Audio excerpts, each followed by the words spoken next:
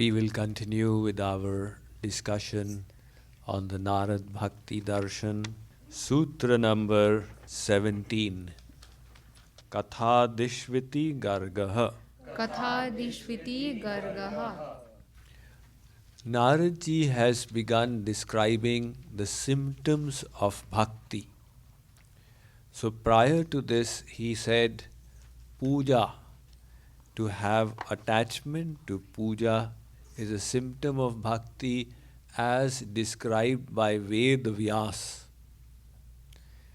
Now he says, Gargacharya says that attachment to hearing the glories of God, the katha of God, this is the symptom of bhakti.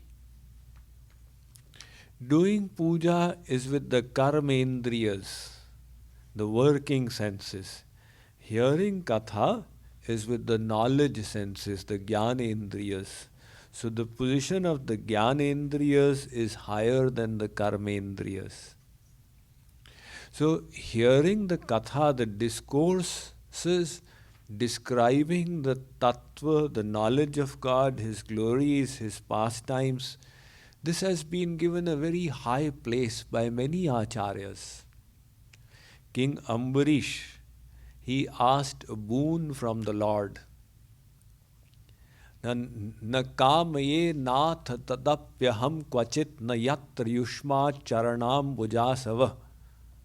He says, my Lord, I don't want any other kind of opulence. Just give me 1,000 ears with which I may hear the nectar of your glories.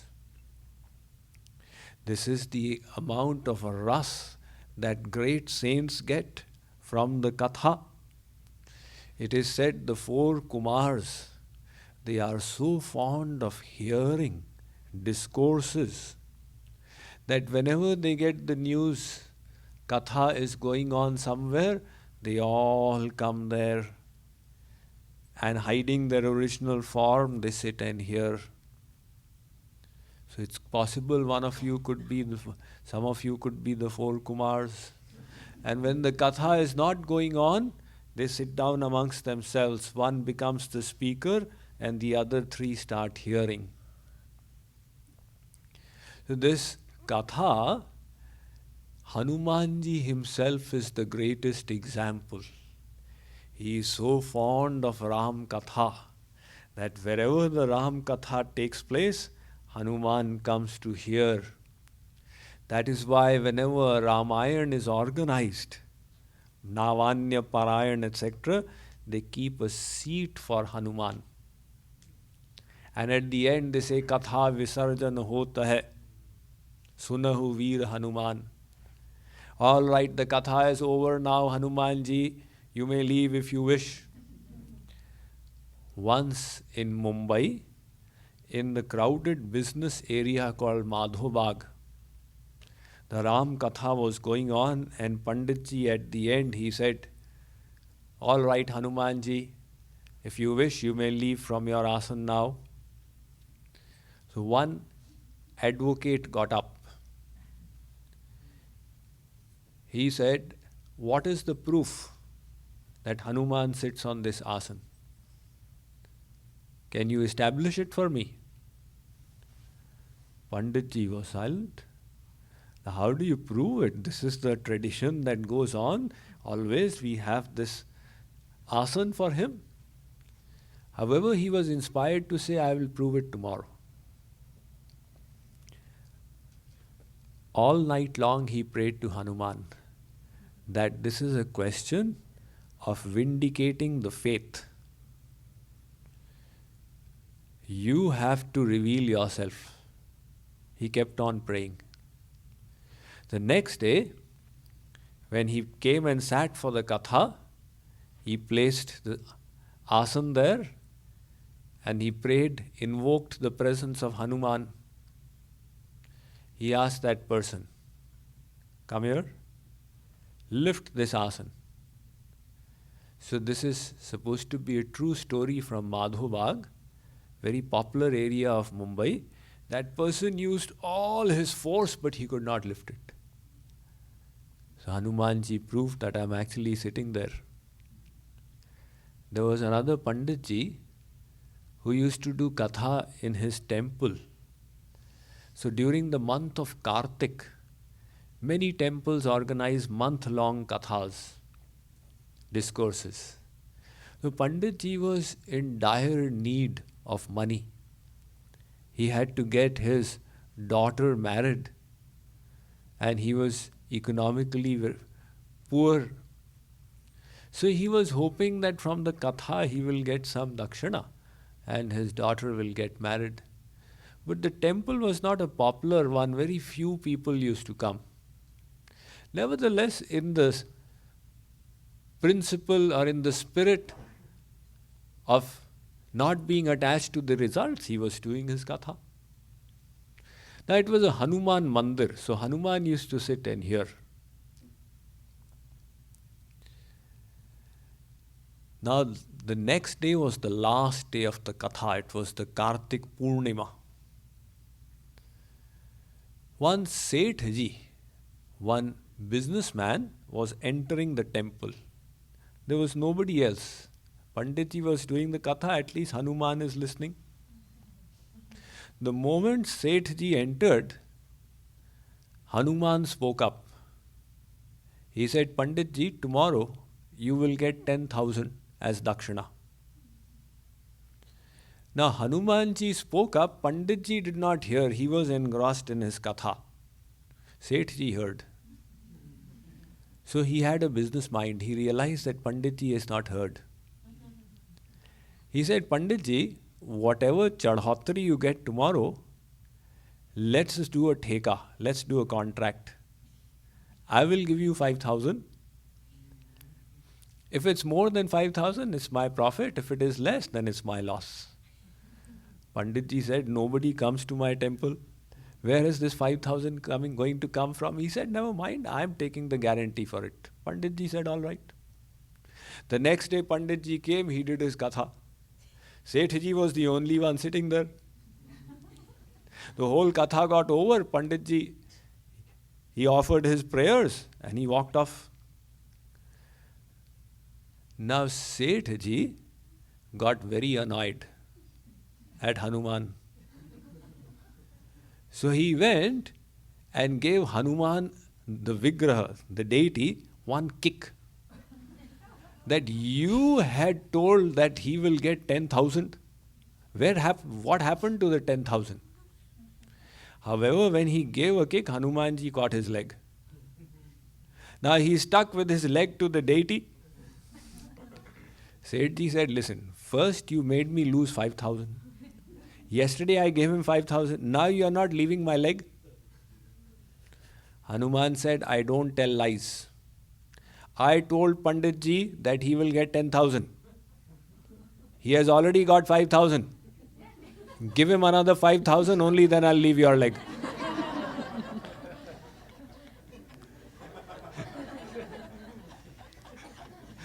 So Hanuman is the top listener of Ram Katha. So Garg Acharya says that attachment to hearing, this is the symptom of bhakti. The fact is that to the extent of bhakti you have, to that extent you experience ras or bliss when you hear those glories, when you hear that message. Nevertheless, even if our devotion is less and we need to force ourselves initially, that is also a good principle. Because in the Bhagavatam, the question is asked that how will we cleanse our heart of all the impurities, anger, greed, envy, hatred. How will we remove all this? We all talk about positive thinking. How will we implement it? And how will we get rid of the negatives? So the answer comes in the first canto, second chapter, 17th verse. Shrinvatam swakatham Krishnaha punya shravana kirtanaha Hridyantastho hyabhadrani vidhunoti suritsatam. It said, here the glories of God, His names, forms, virtues, pastimes, abodes, from the mouth of a saint. And merely this hearing will wash all the abhadra, all the inauspicious things in our heart. So we have now heard from Narad the opinion of Garg Muni, who says attachment to katha is the symptom of bhakti. Let's move ahead. Now come to Shandilya, Sutra number 18.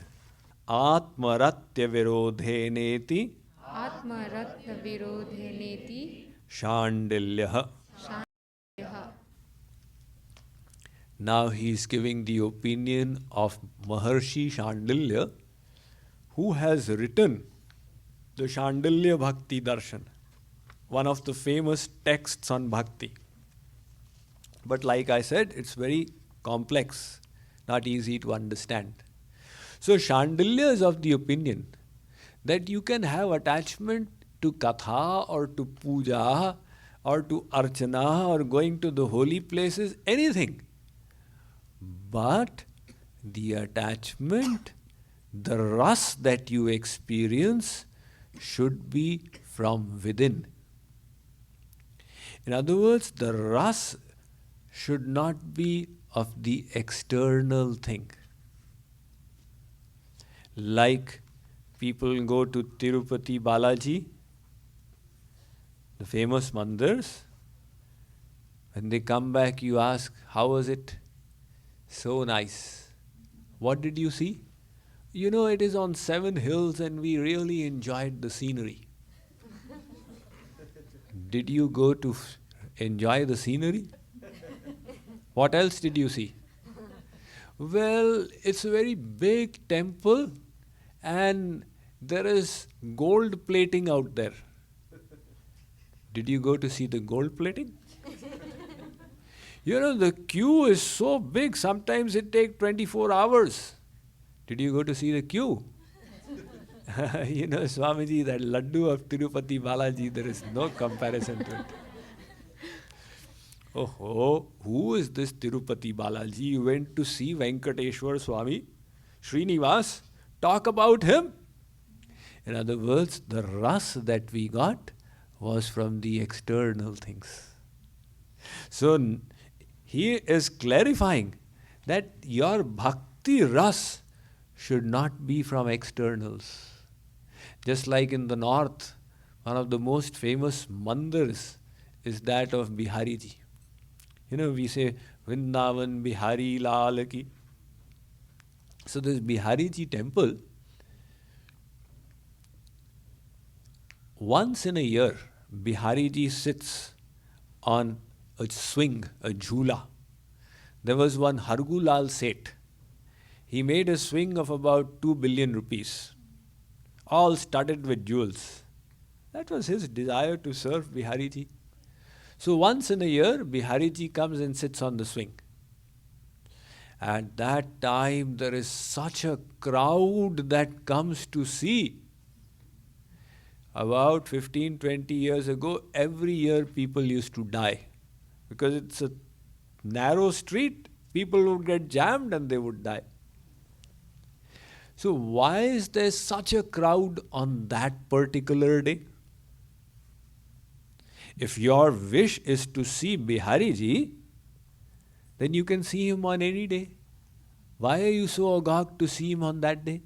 Well, this day we are seeing Bihariji plus that jhula, that swing of 2 billion rupees. So this Shandilya is correcting that your ras should not be on externals, on the swar, on the tal, on the lay, etc. The ras should be from within. So now we have heard Shandilya's viewpoint that the ras should be from within. In other words, of your mental connection with God. That should be where you get your bliss from. and not the external decoration, etc. Like, for example, when we have, Durga Puja, Saraswati Puja, so there are a number of pandals are created. So where is the bigger crowd? The pandal which has got more lighting, more illumination. People like to flock there. So the bhakti that is being done is not in the connection, not by connecting the mind to God. Let's go further ahead. Number 19. Naradastu Nadaradastu tadarpita Tadarpita akhilacharita Akhilacharita tadvismarane Tadvismarane paramavyakulateti. Paramabhyakulateti. Now Narad ji is giving his own opinion.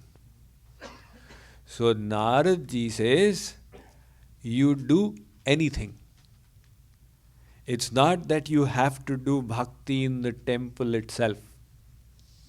You do bhakti anywhere and with anything. However, do one correction. Whatever you're doing, you offer it to God. In other words, do everything in the spirit that I am doing it for the pleasure of God.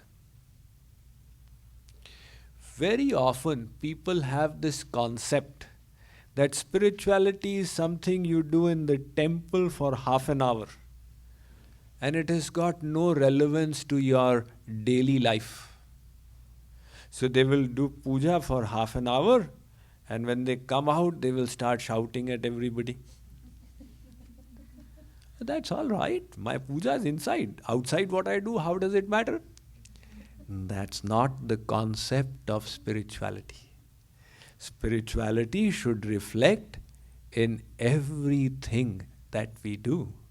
Spirituality involves changing our complete life. That is what Sri Krishna has asked us to do. Yat karoshi yadashnasi yad juhosi dadasi yat tapasyasi kaunteya tad kurushva madarpanam. He says, Arjun, whatever you do it as an offering unto me. Let us say that somebody has to eat. Now, everybody has to eat. But how do you do it in the spirit of offering? Request Sri Krishna to accept this, to eat this, and then after that you eat it as his remnants, as his prasad. Or another way of doing it would be, you think that in order to love and serve him, I have to keep my body healthy. And hence, to keep my body healthy, I must eat what is good for the body. So you eat in that spirit. So you are eating for the pleasure of God. Similarly, if you have to sleep, don't sleep in that spirit, aha, maja aa jayega. No, that is not an offering to God. Think, well, let me have a good night's sleep so tomorrow I'll wake up fresh and then I will do bhakti, I will do seva.